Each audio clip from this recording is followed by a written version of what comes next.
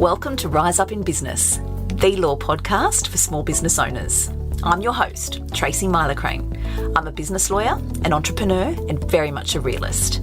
Rise Up in Business is designed to share with small business owners important legal information and some clever tips and tricks in short and sharp episodes, no legal jargon. With this podcast, I want to empower small business owners to rise up and take control in their business.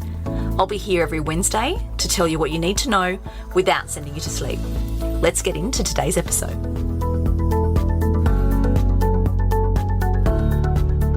Hi everybody, welcome to episode 6.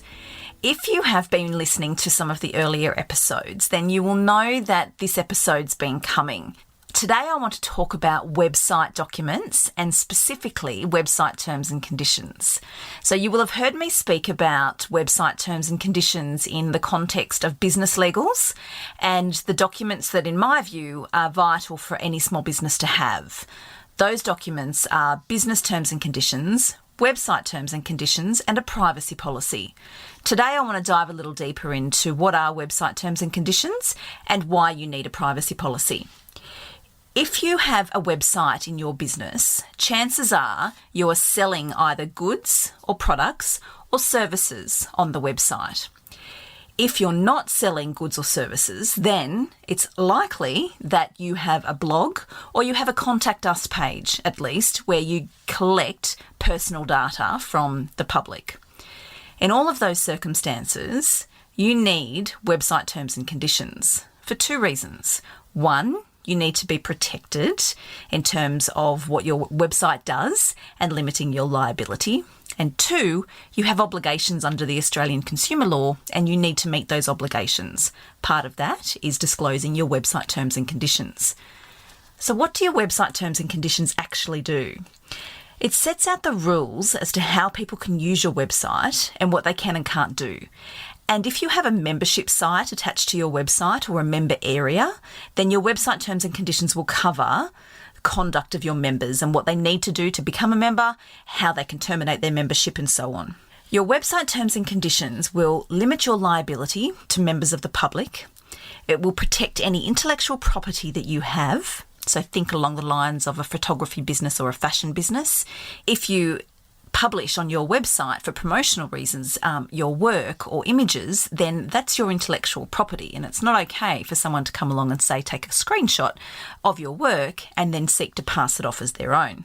If you're selling goods on your website or even services, then you need to set out what it is you're selling, your price points, payment details, all the types of things associated with consumers making that purchase. And if you're linking to third-party websites, then you're going to have a limitation of liability in relation to anything that happens there.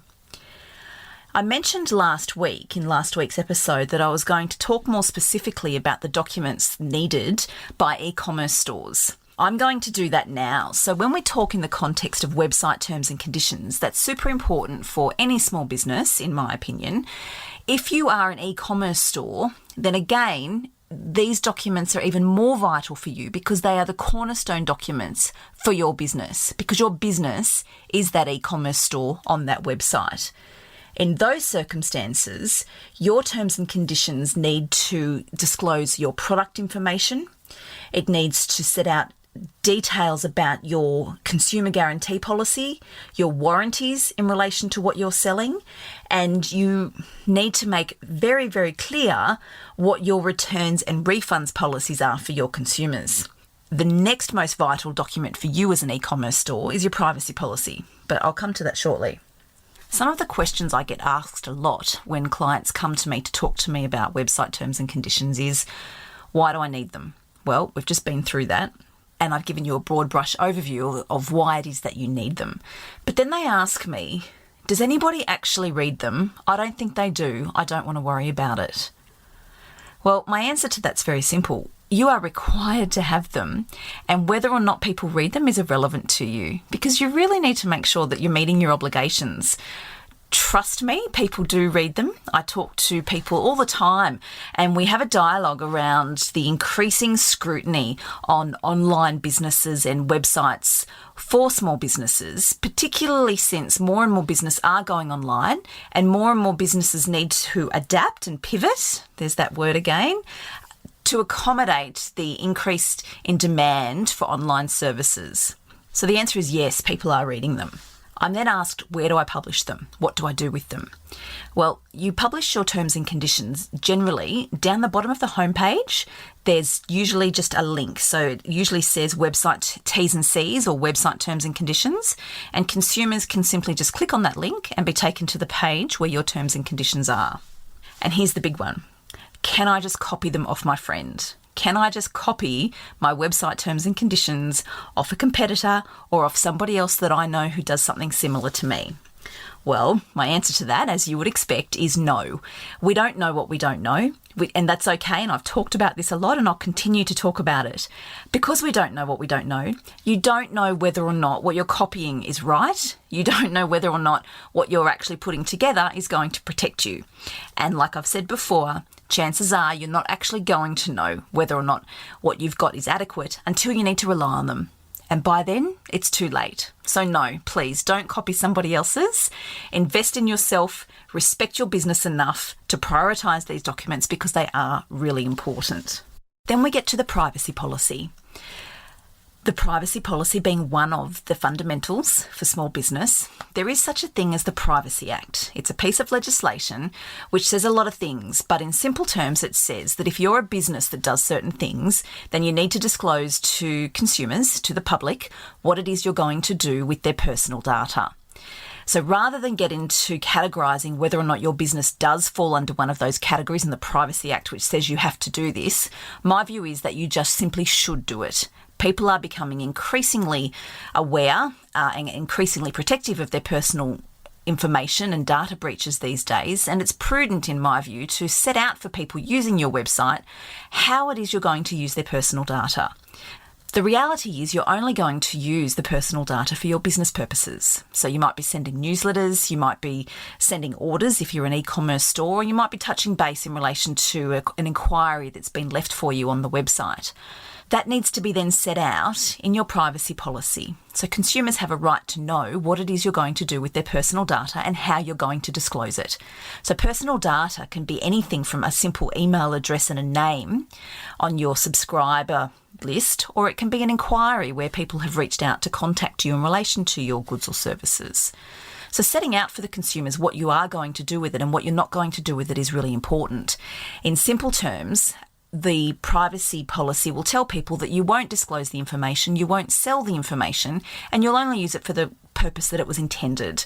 That is the reason that they gave it to you in the first place. There are certain things that your privacy policy needs to cover off, and those are the things that you'll talk about with your lawyer. And again, that's the reason why I say no when people ask me whether or not they should copy from somebody else or whether they should just use their friends because their friend was very kind to offer them their template.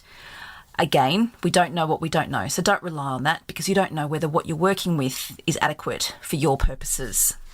So to answer the question that almost everybody has at some point, what happens if I don't have these? What happens if I just put it off and I'll get around to it later? Well, like I've said before, prevention is better than cure. So if you don't have them, let's hope that you don't need them. Let's hope that there's no miscommunication with your consumers or your clients. Let's hope that no issues arise, because if they do and you don't have them, then you're exposed. Having proper website terms and conditions and an adequate privacy policy can help diffuse any issues that arise. It can help navigate any issues that pop up or any complaints that your consumers or your customers may have.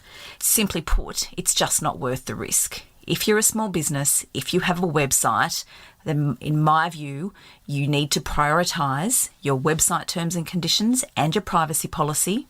You simply can't afford not to. I have now talked about the trio of documents that I think are super important for any small business, being your business terms and conditions, your website terms and conditions, and your privacy policy. Once you've got all those in place, once they've been tailored for your business, then what you find you'll have is real peace of mind knowing that you've got things in order and you're as protected as you possibly can be. I don't think there's any substitute for peace of mind in business, and I just don't think there's any shortcuts when it comes to prevention being better than cure. We now know what we need to do. My view is we ought to get on and do it. I hope that's been helpful. As always, if you have any questions, please reach out. There's no such thing as a silly question, and I'm always happy to help. That's it for today's episode. Short and sharp, just like I promised. If you liked the episode, be sure to hit subscribe so you don't miss any new episodes, and I would be most grateful if you would leave a review on Apple Podcast. As always, remember to keep your business legals in order with my Business Legal Strength Check. Grab your free copy by heading over to my website, tmsolicitor.com.au. I'll catch you next Wednesday. Thanks so much for listening.